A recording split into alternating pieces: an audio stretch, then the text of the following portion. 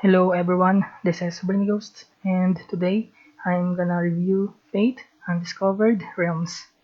If you're new to my channel, let me explain my scoring system briefly. So, every game that I review will be ranked in between bad and excellent. First off, I'll give good points and bad points to every feature of a game that looks interesting to me. Then I'm gonna divide the overall good and bad points of a game, and the result will determine the final score of a game. A game with a final score of less than 1 is bad, and a game with 1 bad point or no bad points at all is considered as excellent. Now that's out of the way, I'm gonna start the review. Fate Undiscovered Realms is the second installment in the Fate series by Wild Tangent. I'll mostly explain new features that had been added in this game. There are some features from the first Fate that had been inherited by this game, and I'll explain those features briefly. If you wanna learn more about those inherited features, better watch my review about the first Fate game. Let's start off with the story.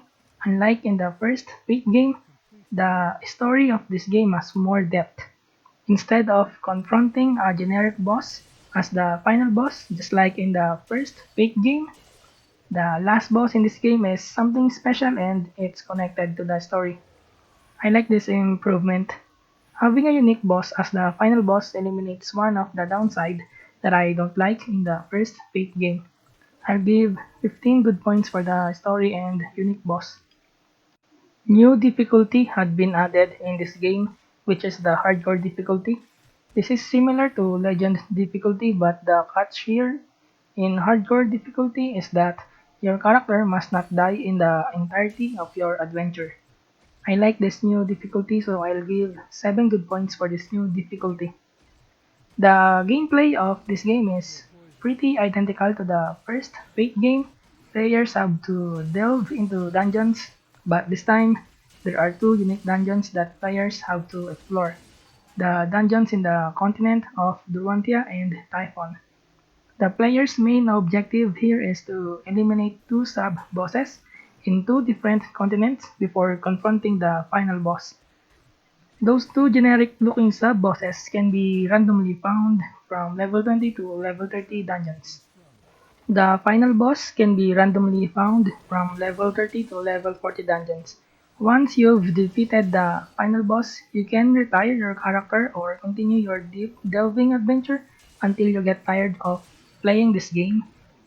Adding more continents in the world of Fate is really nice, so I'll give 14 good points for this additional content. There are lots of new enemies here that come in different shapes and sizes. There are innocuous enemies like crabs, adorable but deadly enemies like walruses, terrifying enemies like this big ass roach lord, unhinged octopuses with mage suit, mage octopus that likes to spam fireballs, pesky birds that like to bully its enemies with lightning spell from afar, and many more. I like the enemies in this game. They are annoying and challenging at the same time, so I'll give 22 good points for enemy variations. I played the Steam version of this game, and these are the glitches that are very noticeable to me. Sometimes enemies' weapons are not appearing, and also enemies here don't know how to use bows and crossbows. And so I'll give 4 bad points for these glitches. Most weapons, armors, spells, and gemstones from the first Fate game are exported to this game. There are few new additional items in this game, I think. There are some enemy debuffs that are new in this game, like Stun, Mud Ball, and Chaos Bolt. Trust me, these new debuffs will ruin your day, especially in hardcore difficulty. What I hate in the game mechanics of this game is the long duration of enemy debuffs, especially the web debuff. For me, this is more of a hindrance than a challenge. I've played this game on Legend and hardcore, so I don't know if the debuff duration is the same to lower difficulty. I'll give 8 bad points for the ridiculous debuff duration. There are new additional pet transformations in this game like Bee Samurai, Voltaic Snail, Scorpioline, and many more. Scorpioline is one of the best pets you can get in this game. If you wanna have an easy time exploring lower level dungeons, then find a Scorpioline. I'll give 12 good points for new pets. There are two types of quests in this game, heroic and standard quests. Heroic quests are quests that players can get from townsfolk. Heroic quests are quests that are given by the guardians in the HQ. There are special quests that players have to complete aside from the two quest types that I mentioned earlier. In some stages, players will be notified with a heroic presence message that will appear on the screen. When this message appears, players must find a heroic item in that stage. Take the item, then put that item back to the hero's statues located on the side of the HQ, which is in between the Druantia and Typhon portals. When you find a heroic item in Druantia, take it and put it in the Druantia's hero statue. Otherwise, put it in Typhon's hero statue.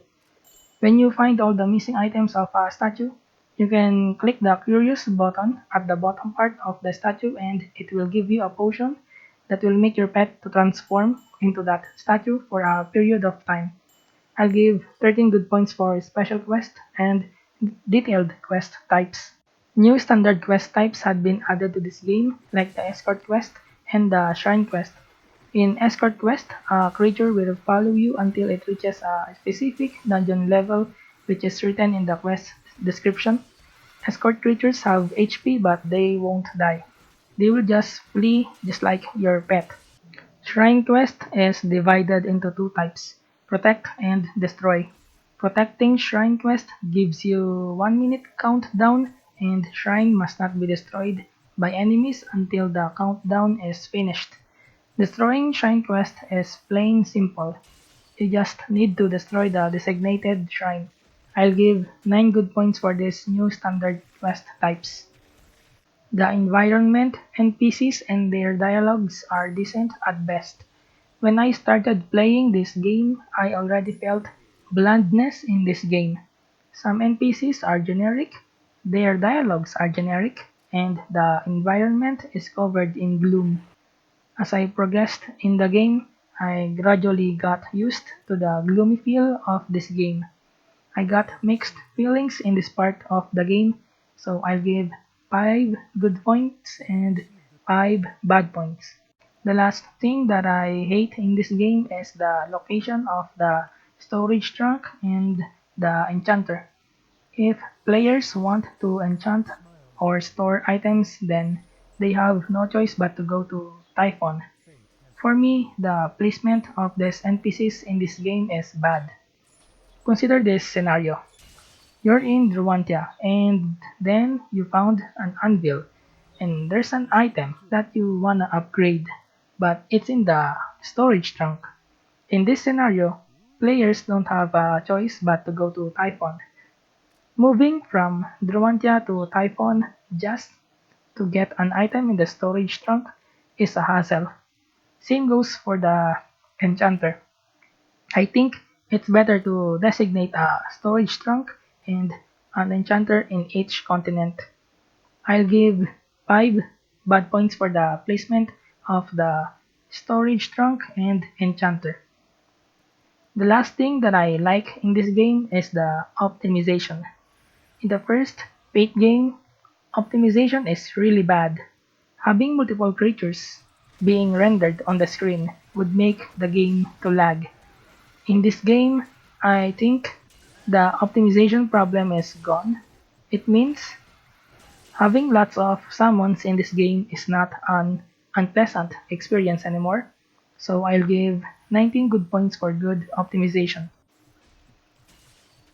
Now for the final score, this game has 116 good points and 22 bad points, and the final score is 5.2, which is an average score. In summary, Fate Undiscovered Realms is the second installment in the Fate series. This installment is good improvement to the previous Fate game. This game offers new content that makes the game feel fresh and new, and fixes some problems that are present in the previous installment. And that's all. See you later.